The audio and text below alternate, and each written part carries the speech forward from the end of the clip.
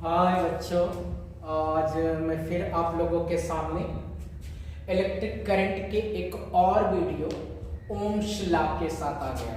ठीक है बच्चों, तो आज के वीडियो में बच्चों हम लोग क्या पढ़ेंगे? ओम्स लॉ पढ़ेंगे।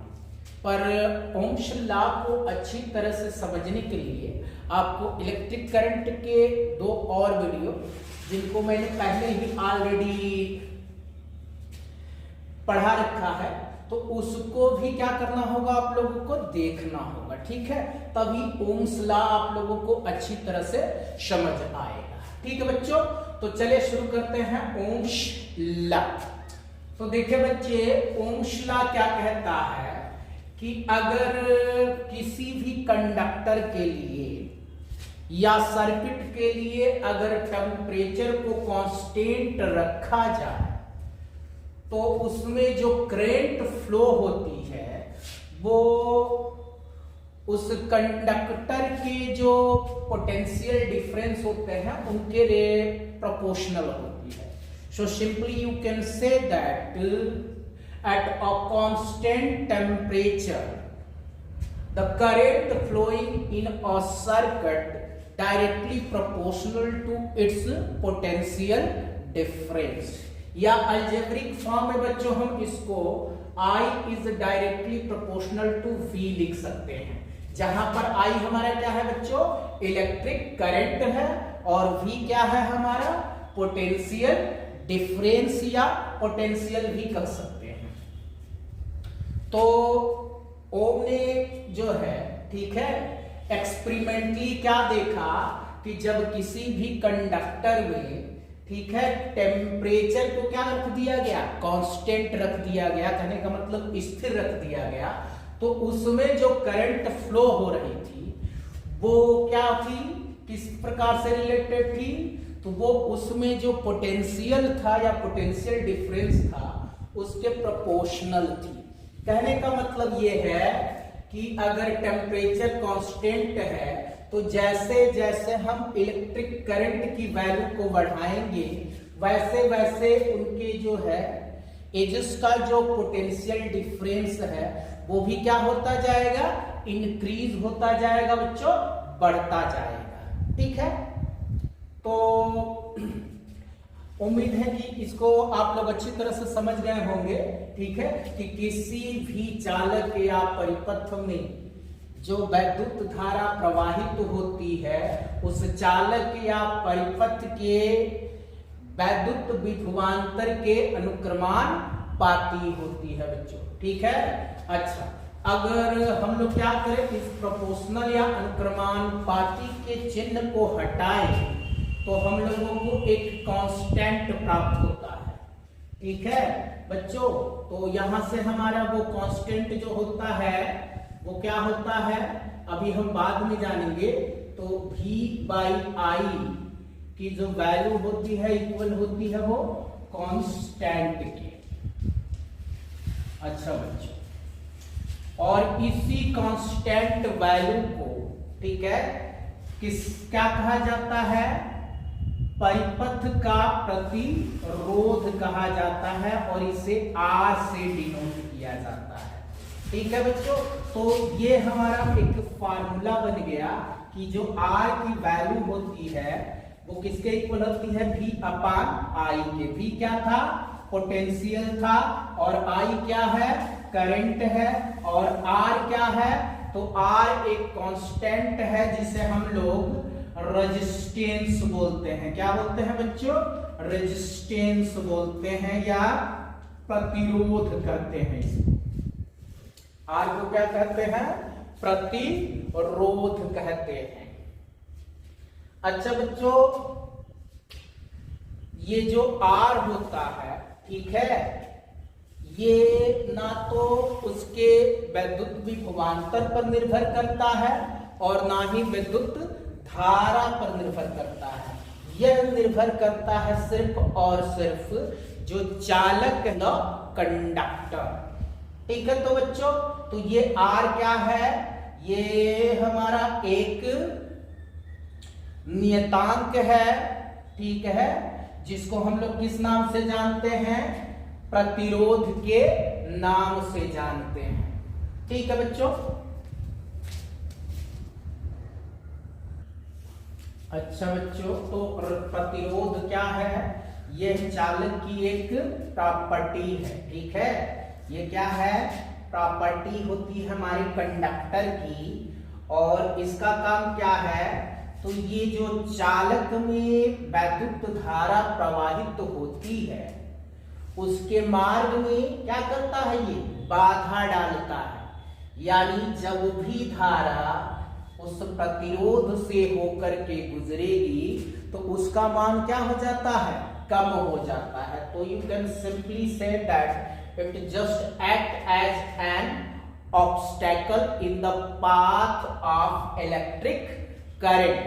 So simply you can define resistance as an obstacle in the path of electric current, okay, flowing or passing through a conductor. अच्छा बच्चों, अब हम लोग इस रेजिस्टेंस की यूनिट जानेंगे बच्चों कि इस रेजिस्टेंस की SI यूनिट क्या होती है। तो इसकी जो SI यूनिट होती है, हम लोगों ने पढ़ रखा है कि जो पोटेंशियल डिफरेंस या वैद्युत विभवांतर, उसकी यूनिट वोल्ट होती है और करंट की क्या होती है? एम्पियर। अच्छा बच्चों, तो इसकी यूनिट हुई वोल्ट पर एम्पियर, जिसे ओम कहा जाता है। क्या कहा जाता है? ओम। और इसको एक ग्रीक लेटर ओमेगा से रिप्रेजेंट किया जाता है बच्चों। किससे रिप्रेजेंट किया जाता है? ओमेगा से। This is the representation of resistance unit and this one is called omega. क्या कहा जाता है इसको? ओमेगा कहा जाता है। ठीक है। अच्छा, तो किसी भी परिपथ का या कंडक्टर का हमको प्रतिरोध अगर लिखना है, तो मान लीजिए किसी भी कंडक्टर का जो रेजिस्टेंस है वो 10 ओम आया, तो उसको हम इस साइन के द्वारा क्या करेंगे? रिप्रेजेंट करेंगे 10 ओम। ठीक है, तो ये क्या है? Basically representation of resistance unit है, जिसको हम लोग क्या कहेंगे? ओम कहते हैं। और रिप्रेजेंट किससे करते हैं? Greek letter called omega. ठीक है बच्चों। अच्छा बच्चों, अब हम जो है इसको ओम्स लॉ का जो है ना ग्राफिकल रिप्रेजेंटेशन देखेंगे। ठीक है। ओके बच्चों, तो अब हम ओम्स लॉ का जो है ग्राफिकल रिप्रेजेंटेशन देखेंगे। ठीक है। हमने क्या किया कि यहां पर एक ग्राफ बनाया। ठीक है, O X axis and O Y axis, इसको ड्रा किया। ठीक है, वाई एक्सिस पर हमने क्या लिया है? पोटेंशियल लिया है। और एक्स एक्सिस पर क्या लिया है? करंट लिया है। ठीक है, और यहाँ जो है करंट और पोटेंशियल के हमने डिफरेंट वैल्यूज ले लिया है। जैसे करंट के लिए 0.25, 0.5, 0.75, 1 एंड 1.25।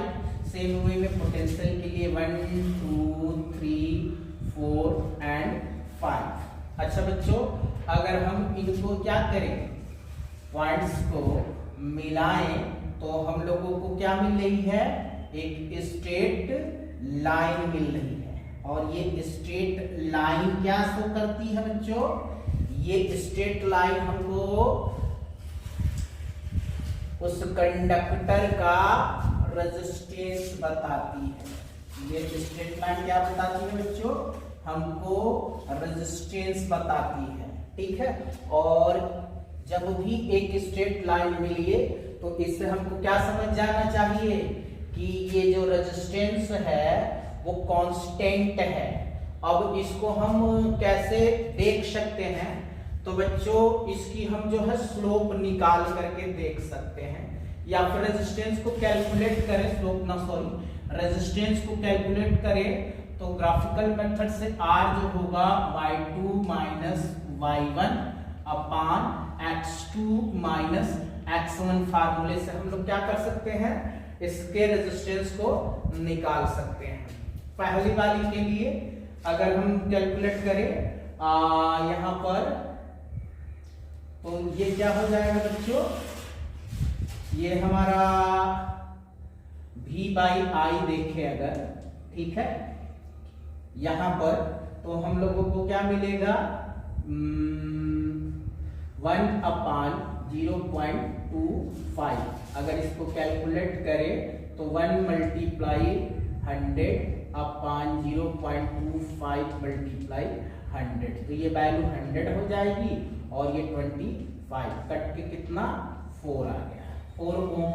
अच्छा दूसरे के लिए कैलकुलेट करें तो 2/0.50, यहां भी पॉइंट हटाएंगे तो हम लोगों को 100 से मल्टीप्लाई करेंगे, दिस वन इज बिकम 200 और ये कितना हमको 50, तो 54 is 200।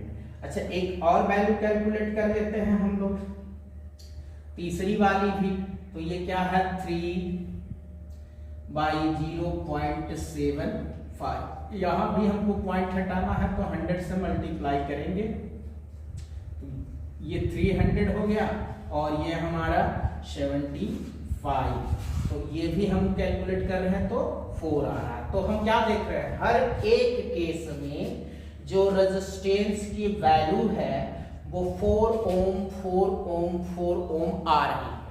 तो इस ग्राफ के मीडियम से या ग्राफ के माध्यम से हम लोग आसानी से क्या कह सकते हैं कि जो पोटेंशियल और इलेक्ट्रिक करंट का जो रेशियो होता है वो हर केस में कांस्टेंट होता है बच्चों, ठीक है। तो उम्मीद करते हैं कि आप लोगों को जो है ओम्स का लॉ जो है इस ग्राफिकल रिप्रेजेंटेशन के माध्यम से अच्छी तरह से समझ में आया होगा। वीडियो देखने के लिए धन्यवाद।